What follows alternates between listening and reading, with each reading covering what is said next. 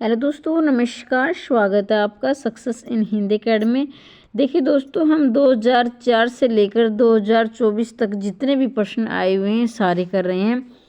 और ये इतने प्रश्न हैं, कहने का अभिप्राय ये है कि इससे बाहर कोई भी प्रश्न आपका नहीं जाएगा। ये मैं गारंटी के साथ क्यों कह रही हूँ, क्योंकि जितने भी शिफ्ट में अब तक यूजीसी नेट के आए हैं 2004 से लेकर 2024 तक, तो ये प्रश्न कम नहीं हो जाते हैं। और आपके तो क्या है, 100 ही क्वेश्चन आने हैं तो 100 क्वेश्चन इसी के अंदर आ लेंगे। अगर आप ईमानदारी से मेहनत करोगे और ये सभी क्लास देखोगे तो मैं गारंटी रहती हूँ कि आप अच्छे खासे नंबरों से पास हो जाओगे।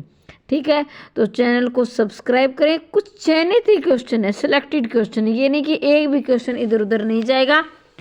और अगर आप पहली बार परीक्षा दे रहे हो तो आपको परीक्षा के पैटर्न का भी पता चल जाएगा कि इस प्रकार के प्रश्न आ रहे हैं। तो जिसमें भी नेट का पाठ्यक्रम लगा है, चाहे वो एचपीएससी और यूपीएससी जो भी एग्जाम हो, सभी के लिए क्लास बहुत ही महत्वपूर्ण रहने वाली है। इससे पहले भी मैंने 2 क्लास डाल दी है, जिसने नहीं देखी वो ज़रूर देखें और चैनल को सब्सक्राइब कर लें। नियमित वीडियो चाहनी है यानी प्राप्त करना चाहते हो, और चैनल को ज़्यादा से ज़्यादा शेयर कर दूँ। तो हम शुरुआत करते हैं। आज हमारी तीसरी क्लास है। निम्नलिखित अवतरण को ध्यानपूर्वक पढ़ें और उससे संबंधित प्रश्न संख्या 39 से 44 तक के उत्तरों के दिए गए विकल्प में सही विकल्प का चयन करना है। तो देखें, भाषा पर कबीर का जबरदस्त अधिकार था। वे वाणी के डिक्टेटर थे। जिस बात को उन्होंने जिस रूप में प्रकट करना चाहा उसी रूप में भाषा से कहलवा लिया बन गया। और सीधे तो नहीं दरेरा देकर, यानी सीधे तो सीधे नहीं दरेरा देकर भाषा कुछ कबीर के सामने लाचार सी नजर आती है। उसमें मानो हिम्मत ही नहीं है। इस लापरवाही फक्कड़पन किसी फरमाइश को ना ही कर सके और एक कहानी को रूप देकर मनोग्राही बना देते हैं कि जैसी ताकत कबीर की भाषा में ऐसी बहुत कम लेखकों में पाई जाती है। तो ये कबीर के बारे में एक कथन है और ये पैरा दिया है जिसमें हम देखेंगे। अब इनके क्वेश्चन लगाएंगे। कबीर की भाषा के विषय में क्या कहा गया है। तो कबीर के वाणी के महापंडित थे, वाणी के धनी थे, भाषा के डिक्टेटर थे। तो ये भाषा के डिक्टेटर थे, ऑप्शन नंबर सी रहेगा। और किसने कहा है? हजारी प्रसाद द्विवेदी ने भाषा का डिक्टेटर कहा है। ये देखो, वाणी के डिक्टेटर थे। और ये है दूसरा कथन, ये कह सकते हैं कि अगर आपको आ जाए कबीर की भाषा को पंचमेल खिचड़ी किसने कहा है, तो ये मैं एक्स्ट्रा प्रश्न बता रही हूँ। पंचमेल खिचड़ी, अब खिचड़ी में 5 चीज़ें पड़ेंगी, 5 का मेल होगा तो सुंदर बनेगी। तो डॉक्टर श्याम सुंदर दास। कबीर की भाषा को सद्दुकड़ी किसने कहा है, तो सद्दुकड़ी कहा है रामचंद्र शुक्ल ने। तो ये तीनों कथन आप याद कर लेना। यहाँ देखो, कबीर की वाणी के विषय में कहा कि भाषा वाणी के डिक्टेटर थे, तानाशाह थे। डिक्टेटर मतलब होता है तानाशाह। ये हजारी प्रसाद द्विवेदी ने इसका समर्थन किया, ये कथन कहा है। आगे बढ़ते हैं। 40वां प्रश्न आपकी स्क्रीन पर। एक सेकंड, 40 से ही शुरुआत है भाई, 39 से नहीं, 40। 41वां प्रश्न आपकी स्क्रीन पर। भाषा के सामने, कबीर के सामने भाषा कैसी थी। तो भाषा परिष्कृत थी, सामने आता था। भाषा लाचार सी, तो मैंने पढ़ा भाषा कैसी लाचार सी नजर आती है। ऑप्शन नंबर बी इसका सही उत्तर हो जाएगा। आगे बढ़ते हैं। कबीर की भाषा में कैसी हिम्मत नहीं है। वह आशय को व्यक्त नहीं कर सके, वह फक्कड़ की फरमाइश ना ही कर सके, वह कबीर के काव्यानुरूप प्रयुक्त न हो सके, वह सहज सरल और सरल न बन सके। तो 42वां आपका रहेगा। आपने पढ़ा था कि कबीर इस फक्कड़ पे फरमाइश को ना ही कर सके। ठीक है, ये आपके पैरे के अनुसार लगाना है, जो पैराग्राफ दिया है उसी के अनुसार। और ये देखो, यही भी इसका उत्तर है। कबीर की भाषा में कैसी ताकत थी। सत्य को सत्य सिद्ध करे, कहानी को मनोग्राही बना सके, दूर दर्शन को स्पष्ट कर सके, सहज को असहज बना सके। 43 का आपका उत्तर रहेगा ऑप्शन नंबर बी, कहानी को मनोग्राही बना दे। तो ये बी रहेगा। आगे बढ़ते हैं।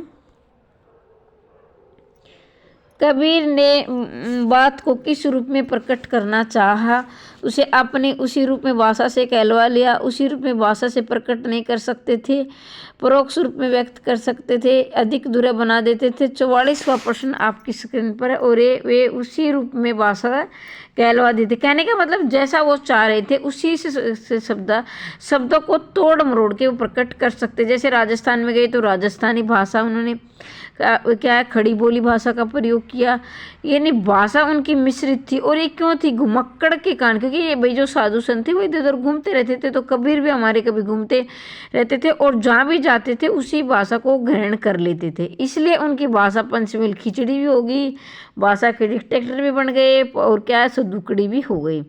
ठीक है, अब हम पढ़ेंगे ये भी आपकी परीक्षा की दृष्टि से महत्वपूर्ण, कहीं आपको लगेगा अन्यथा क्लास है, तो ये अन्यथा नहीं है, क्योंकि ये कथन भी आपके आएंगे इस प्रकार के भी। ठीक है, कोई प्रश्न नहीं छूटेगा दोस्तों अगर आप ईमानदारी से मेहनत करोगे। अब मैं प्रतिदिन वीडियो लाने की कोशिश करूँगी, क्योंकि देखो मेरा जो शैतान बेटा है वो क्लास मुझे बनाने नहीं देता है, तो वो जब भी थोड़ा बाहर जाता है तो मैं चुपके उसके जाने के बाद में क्लास बनाती हूँ। सही शब्द वे ही हैं जिनके उनके बीच के अंतराल का सबसे अधिक प्रयोग करें। तो ये सही है गलत देखना है। अंतराल के उस मौन द्वारा भी अर्थवत्ता पूरी ऐश्वर्य संप्रेषित कर सके। तो ये दोनों कथन आपके सामने, आप भी इन्हें समझे और इसके पर निशान लगाए। ठीक है, सही शब्द वे ही हैं जो उनके बीच के अंतराल का सबसे अधिक प्रयोग कर सके। बिल्कुल सही शब्द। अब भी कोई भी शब्द है, अंतराल का मतलब होता है उसका गैप, तो उनमें अंतराल भी और वो अर्थ प्रयोग कर सके, ये बात बिल्कुल सही है। अंतराल के उस मौन द्वारा भी अर्थवत्ता का पूरा ऐश्वर्य संप्रेषित कर सके। मतलब ये है कि जैसे कोई भी शब्द है, अगर उसमें मान लीजिए हमने ये वाक्य लिए, तो उसमें क्या है, जो उसका मूल अर्थ है वो प्रकट कर सके, संप्रेषित कर सके, मतलब व्यक्त कर सके। तो ये बात भी सही है, तो दोनों इसके सही होंगे। ऑप्शन नंबर बी इसका सही उत्तर हो जाएगा। आगे बढ़ते हैं, तो यहाँ देखिए, शब्द की सार्थकता इसी में होती है कि छोटे होने पर भी ज़्यादा से ज़्यादा अर्थ को संप्रेषित कर सके। सही शब्द वो जो सार्थक हो, सार्थक मतलब अर्थ सहित हो, जिनका प्रयोग हो तो जो कम शब्दों में अधिक संप्रेषित कर सके। ठीक है, तो ये दोनों बातें सही हैं। भर्तमुनि ने अद्भुत को दिव्य तथा आनंदजय बताया है। उनकी दृष्टि अलंकारों तक गई थी, उनकी दृष्टि अलंकारों तक गई थी। तो यहाँ देखेंगे तो 46वां प्रश्न आपकी स्क्रीन पर है, तो उनका रहेगा आपका, एक मिनट,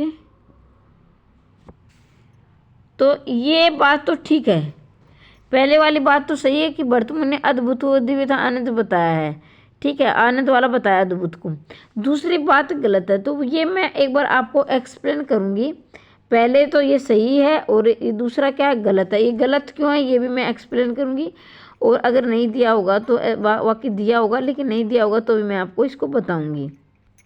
ठीक है, अब यहाँ देखो, भर्त रस सिद्धांत के प्रतिपादक आचार्य भर्तमुनि हैं। भर्तमुनि ने अद्भुत रस को दिव्य तथा आनंद का स्वरूप करने वाला बताया। भर्तमुनि ने सिर्फ 4 अलंकारों का वर्णन किया, अतः भर्तमुनि अलंकार पर आंशिक है। तो देखो, भर्तमुनि ने क्या, नाट्य शास्त्र में अलंकार रस का वर्णन किया, माफ कीजिए, नाट्य शास्त्र इनकी पहली पुस्तक और इन्होंने इसमें पहली रचना या पुस्तक ही, तो ये क्या है, पहली बार इन्होंने रस का वर्णन किया। उसमें रसों में इन्होंने 8 रस माने हैं। वैसे सामान्यतः देखा जाए तो 11 रस होते हैं, लेकिन जो हमारी हिंदी में स्वीकार किए जाते हैं 9 रस स्वीकार किए जाते हैं। लेकिन अगर भर्तमुनि की बात करें तो भर्तमुनि ने 8 रस माने हैं, और 8 रस किस पुस्तक में माने, नाट्य शास्त्र में माने हैं। अब नाट्य शास्त्र पुस्तक में इन्होंने 4 अलंकारों का प्रयोग किया है। अब अलंकार तो बहुत सारे हैं, 4 अलंकार तो उन्होंने आंशिक रूप से, यानी कम, इनकी जो काव्य रचना है अलंकारों में क्या है, एक तरह से ना के बराबर इनका प्रयोग है, सिर्फ 4 अलंकारों को इन्होंने माना है। और वैसे अलंकार इन्हें आंशिक रूप, आंशिक मतलब कम माना है। और दूसरी बात, इन्होंने 10 गुण माने हैं और 10 दोष माने हैं। ठीक है। 10 गुण, 10 दोष, 4 अलंकार और 8 रस इन्होंने, और ये सारी क्या है, वर्तमुनि की नाट्य शास्त्र में माने हैं, और वर्तमुनि दूसरी शताब्दी की थे। तो ये सारी बातें मैं इसलिए आपसे शेयर करूँ क्योंकि ये परीक्षा की दृष्टि से बहुत ही महत्वपूर्ण है। अगर मैं प्रश्न बताऊंगी यहाँ करवाऊंगी तो एक एक प्रश्न आपके लिए बहुत ज़्यादा महत्वपूर्ण है। दोस्तों ईमानदारी से मेहनत करोगे तो आपको सारे प्रश्न परीक्षा में जरूर देखने को मिलेंगे। गुण मुख्य रूप से रस के धर्म है।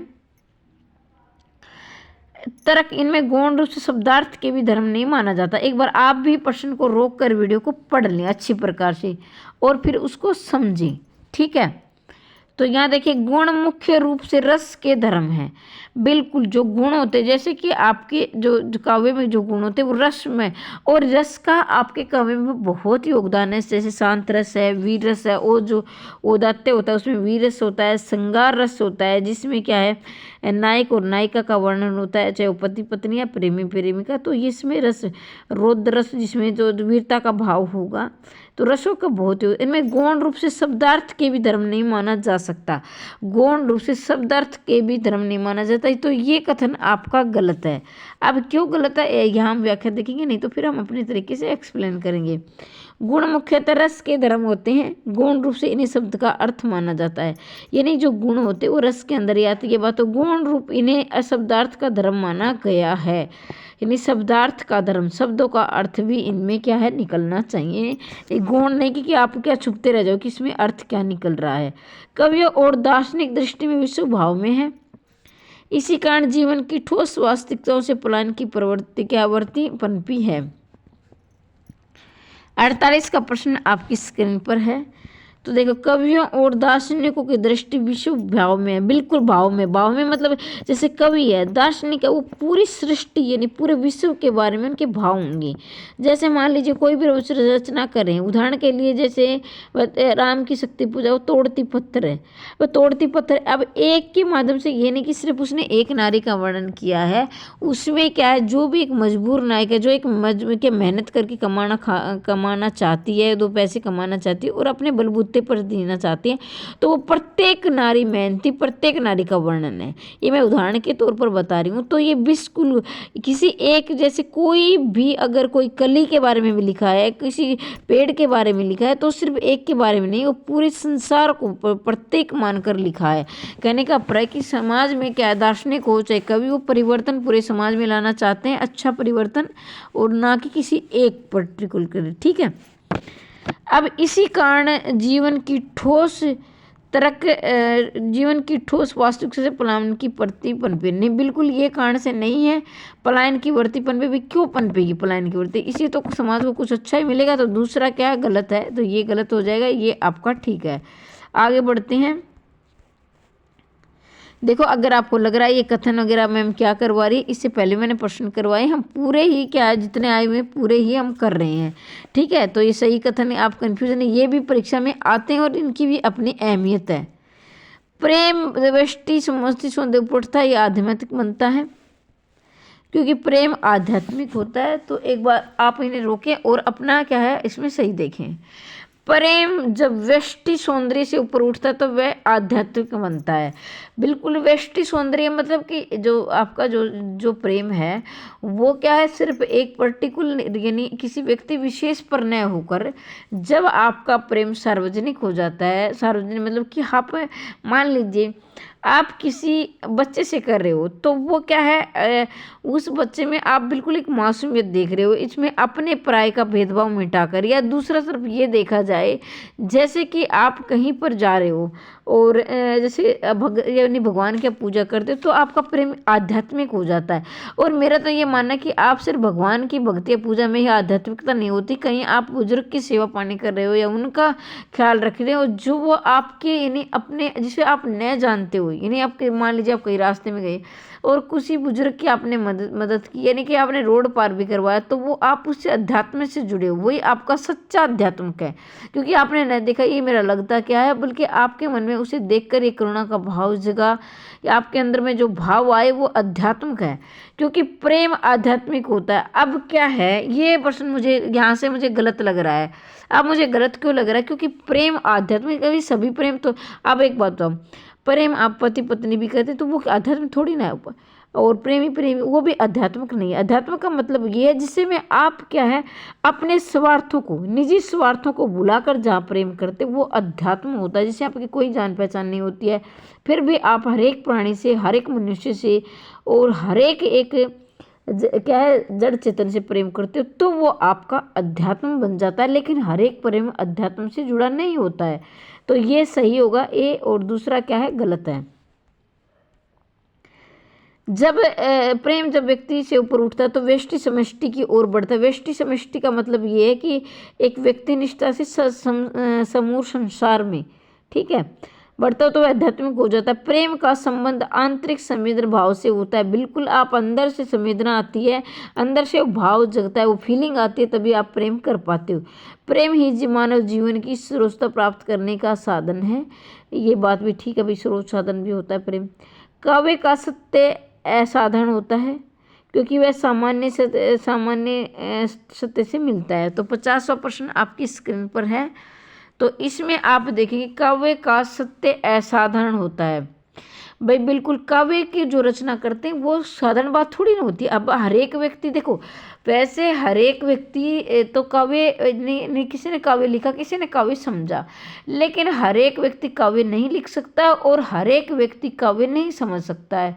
अब क्यों नहीं, तो आप कहोगे मैम प्रयास करने तो सब करने, बिल्कुल कुछ जन्मजात आपके काव्य के गुण होंगे, लेकिन कुछ गुण ऐसे हो जो हम प्रैक्टिस एंड अभ्यास के द्वारा लाते हैं। अब कोई जिसके लिए कालाक्षर भैंस बराबर यानी कि बिल्कुल निरक्षर आदमी है, वो काव्य को ना तो लिख सकता है, हो सकता है कि वो इतना ये नहीं समझने वाला भी नहीं कि काव्य के प्रतीकात्मक जो शब्द हो उनके पीछे के भाव को समझ सके। तो ये साधारण बात नहीं होती, बल्कि कैसी है असाधारण बात होती है। हर एक व्यक्ति काव्य नहीं पढ़ सकता है, हर एक व्यक्ति काव्य नहीं समझ सकता और हर एक व्यक्ति काव्य नहीं लिख सकता है। तो ये बात बिल्कुल ठीक है क्योंकि ये सामान्य सत्य से मिलता है, क्योंकि ये सामान्य सत्य से मिलता है। तो ये बात गलत है। तो सामान्य वाली बात तो होगी ना कि असाधारण हो गया, तो ये तो गलत होगी।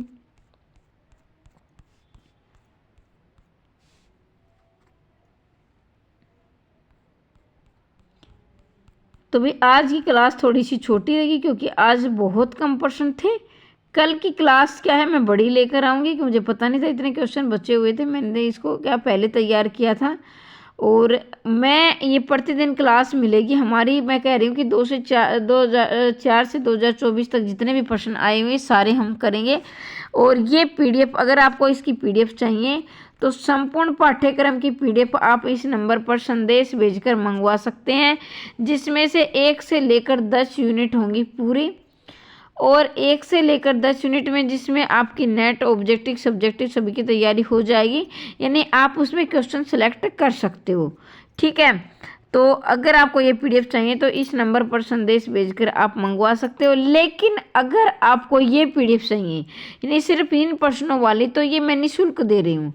इन प्रश्नों की PDF आपको बिल्कुल निःशुल्क मिलेंगी। इसके लिए WhatsApp ग्रुप आप ज्वाइन कर लें और ज़्यादा से ज़्यादा वीडियो को शेयर करें। मैं आपका हर एक प्रश्न के आपकी परीक्षा की दृष्टि से महत्वपूर्ण होगा, कोई भी प्रश्न इधर उधर से नहीं होगा। ये नहीं हम कि सिर्फ आपकी देखो, वैसे तो क्या आपका अथाह सागर है, आपकी हिंदी सागर नहीं मैं महासागर कहूँगी, लेकिन हमें क्या करना है उस महासागर में से एक अमृत की पोटली निकाली, एक घड़ा निकालना है। जैसे राक्षस और क्या है देवताओं के युद्ध में देवताओं ने घड़ा अमृत का निकाला था, वही हम करेंगे। हम सिर्फ चयनित ही प्रश्न करेंगे, यानी जो भी हम समय लगाएंगे अपनी ऊर्जा लगाएंगे वो सदुपयोग में लगाएंगे, इधर उधर हम नहीं भटकेंगे। तो चैनल को जरूर सब्सक्राइब करें। निरंतर वीडियो में मैं डेली वीडियो लाने का प्रयास करूँगी। वीडियो कैसी लगी कमेंट के माध्यम से अवश्य बताएं। वीडियो को ज़्यादा से ज़्यादा शेयर करें और चैनल को सब्सक्राइब करना ना भूलें। किसी भी प्रकार का डाउट है कमेंट बॉक्स में अवश्य पूछें। आज के लिए इतना ही, मिलते हैं अगली वीडियो में, तब तक के लिए जय हिंद जय भारत।